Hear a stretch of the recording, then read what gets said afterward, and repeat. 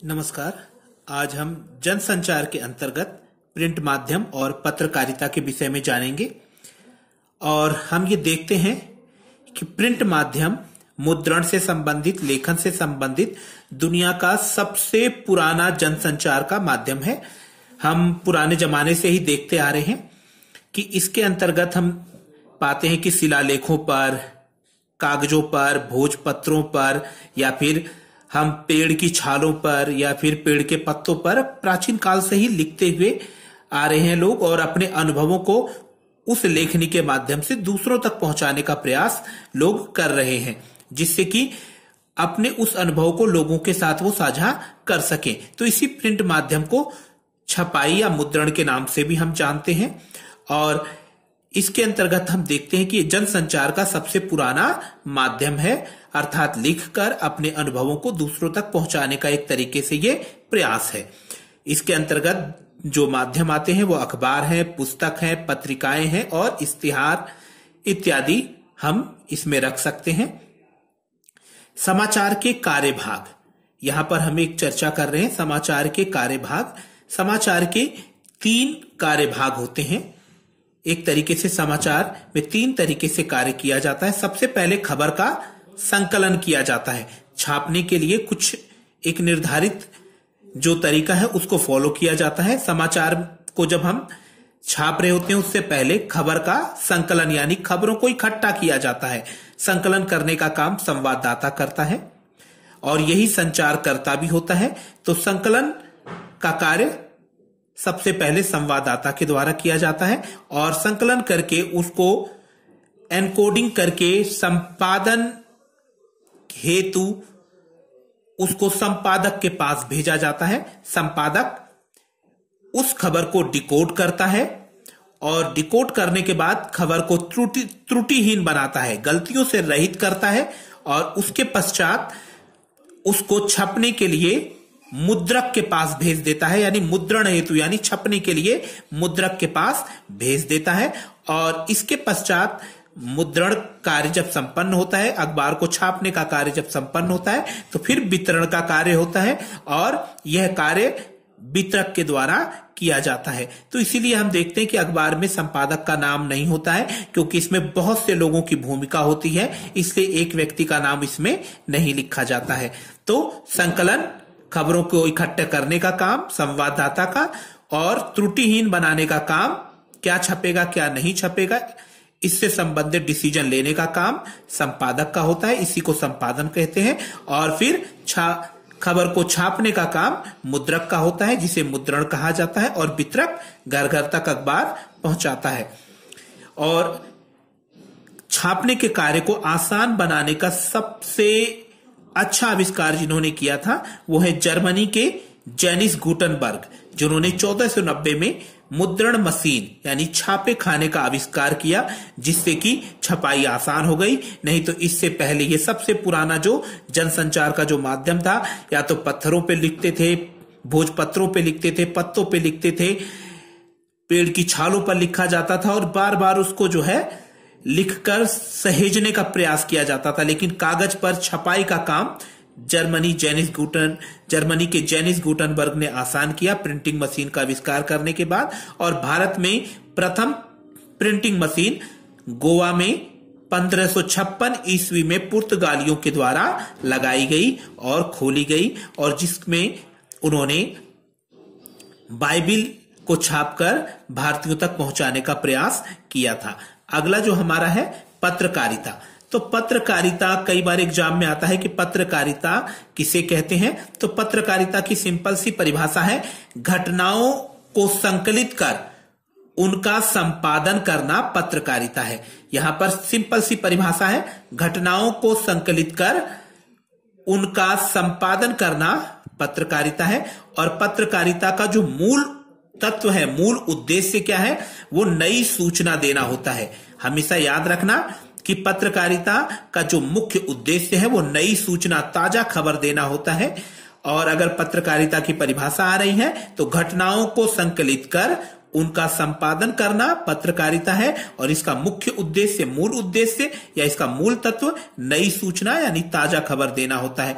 अक्सर एग्जाम में आता है पत्रकारिता और साहित्य में क्या अंतर है, तो पत्रकारिता नई सूचना देती है और साहित्य भावों का सृजन करती है, हमारी संवेदनाओं को जागृत करती है और हमें संवेदनशील बनाती है, यानी हमारे अंदर भावों की अभिव्यक्ति करती है। वो साहित्य के माध्यम से ही होता है। पत्रकारिता नई सूचना देती है, साहित्य हमारे अंदर मनोभावों को, हमारी संवेदनाओं को जागृत करता है। तो ये सिंपल सा अंतर आपको याद रखना है। विशेषीकृत पत्रकारिता, अक्सर एग्जाम में विशेषीकृत पत्रकारिता पूछा जाता है। तो किसी विशेष क्षेत्र की जानकारी देते हुए, याद रखिएगा, किसी विशेष क्षेत्र की जानकारी देते हुए उसका विश्लेषण करना विशेषीकृत पत्रकारिता है। किसी विशेष क्षेत्र की जानकारी देते हुए उसका विश्लेषण करना विशेषीकृत पत्रकारिता है। और वैकल्पिक पत्रकारिता हमें याद रखना है, इसकी भी एक सिंपल सी परिभाषा है कि मुख्य धारा की मीडिया के विरुद्ध स्थापित व्यवस्था के विकल्प को सामने लाकर, मुख्य धारा की मीडिया के विरुद्ध स्थापित व्यवस्था के विकल्प को सामने लाकर अनुकूल सोच को अभिव्यक्त करना वैकल्पिक पत्रकारिता है। इसको ऐसे समझ सकते हैं, विशेष क्षेत्र की जो कोई खबर है उसका जो है विश्लेषण कोई विशेषज्ञ कर रहा है तो विशेषीकृत पत्रकारिता। वैकल्पिक पत्रकारिता अर्थात जो मुख्य धारा की मीडिया है उससे हटकर अगर कोई कार्य कर रहा है और अनुकूल व्यवस्था को स्थापित कर रहा है तो वो वैकल्पिक पत्रकारिता है। आजादी से पूर्व पत्रकारिता का एक ही लक्ष्य था, अंग्रेजों को भारत से बाहर भगाना और लोगों को जागरूक करना। आजादी के बाद पत्रकारिता का लक्ष्य हुआ, क्योंकि ये जो पत्रकारिता है या ये जो मीडिया है हमारे लोकतंत्र का चौथा स्तंभ है। तो चौथा स्तंभ का मुख्य उद्देश्य है कि जनता को जागरूक करना। तो आजादी के बाद पत्रकारिता का लक्ष्य है नवीन सूचना देना और लोगों को जागरूक करना। ये आजादी के बाद पत्रकारिता का लक्ष्य रहा। पत्रकारिता के आयाम तो हम देखते हैं कि प्रत्येक अखबार में ये 4 चीजें अवश्य होती हैं। सबसे पहला संपादकीय। संपादकीय से तात्पर्य है समसामयिक विषय पर लिखा गया लेख। एक तरीके से अखबार की सोच क्या है, अखबार किसी घटना के विषय में क्या सोचता है, वो अपने संपादकीय एडिटोरियल के माध्यम से वो अखबार में व्यक्त करता है। तो संपादकीय समसामयिक विषय पे लिखे गए लेख के माध्यम से वो लोगों तक जानकारी पहुंचाता है।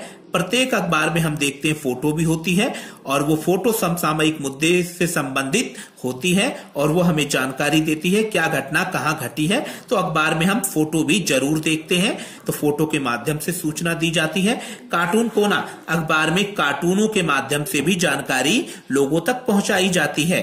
तो ये कार्टून कोने के माध्यम से अखबार हम तक जानकारी पहुंचाता है। रेखांकन और कार्टोग्राफ, इसके अंतर्गत हम देखते हैं कि शेयर बाजार की जानकारी हो या रुपए पैसे के उतार चढ़ाव की जानकारी हो, सोना चांदी से संबंधित जानकारी हो, अक्सर हम देखते हैं ग्राफ के माध्यम से या फिर इस तरीके के स्तंभ बना के हमें जानकारी दी जाती है। तो ये कार्टोग्राफ या रेखांकन के माध्यम से सूचना को लोगों तक पहुंचाया जाता है। तो समाचार सदैव नवीन होना चाहिए, अर्थात ताजा खबर होनी चाहिए, सच्ची होनी चाहिए, झूठ की उसमें गुंजाइश नहीं होती है, स्पष्ट और शुद्ध होना चाहिए तथा जागरूक करने वाला होना चाहिए। जैसा कि आपको बताया गया है कि मीडिया लोकतंत्र का चौथा स्तंभ होती है और इस चौथे स्तंभ का दायित्व है कि वो लोगों को जागरूक करे। तो समाचार नई खबर के साथ साथ सच्ची और स्पष्ट और शुद्ध तथा लोगों को जागरूक करने वाला होना चाहिए।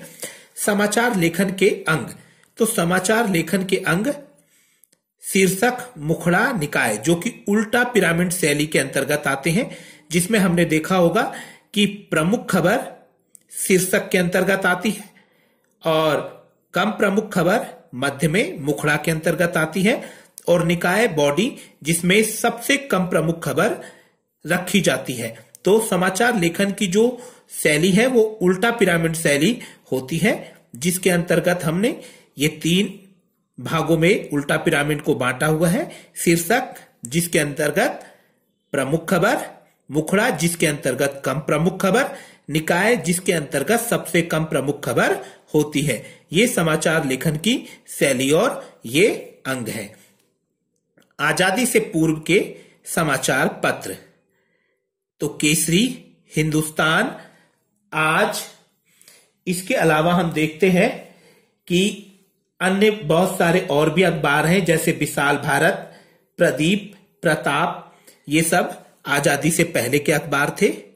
और अगर आजादी से पहले के पत्रकारों की बात करें तो हम ये देखते हैं, महात्मा गांधी हुए, लोकमान्य तिलक हुए, मदन मोहन मालवीय हुए, गणेश शंकर विद्यार्थी हुए, ये सब आजादी से पहले के पत्रकार हैं। आजादी से पूर्व की कुछ पत्रिकाएं इस प्रकार हैं: हंस, करमवीर, सरस्वती, चांद, मतवाला इत्यादि। और अगर हम देखें आजादी से पूर्व के जो पत्रिकाओं का प्रकाशन किया जाता था तो उसमें हम हंस, जिसको प्रेमचंद के ने जो है प्रकाशित किया था, करमवीर को माखनलाल चतुर्वेदी ने, और सरस्वती को पंडित महावीर प्रसाद द्विवेदी ने। भारत का जो प्रथम अखबार था, ये हमेशा याद रखिएगा कि भारत का प्रथम अखबार जो था वो बंगाल गजट था, जो कि अंग्रेजी में प्रकाशित हुआ था।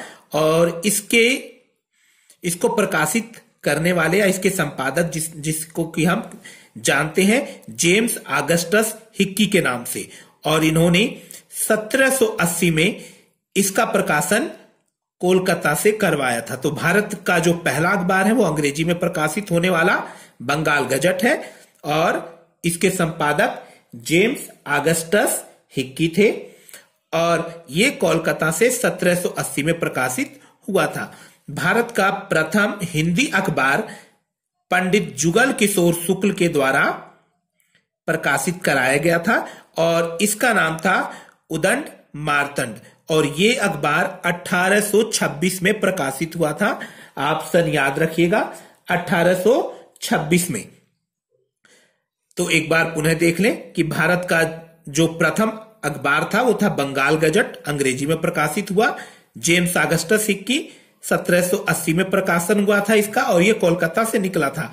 और भारत का प्रथम हिंदी अखबार या फिर प्रथम हिंदी साप्ताहिक पंडित जुगल किशोर शुक्ल ने इसका प्रकाशन किया था, और इसका नाम था उदंड मार्तंड, और ये कोलकाता से प्रकाशित हुआ था, और इसकी डेट है 1826। उम्मीद है कि आपको ये पूरा चैप्टर समझ में आया होगा। धन्यवाद।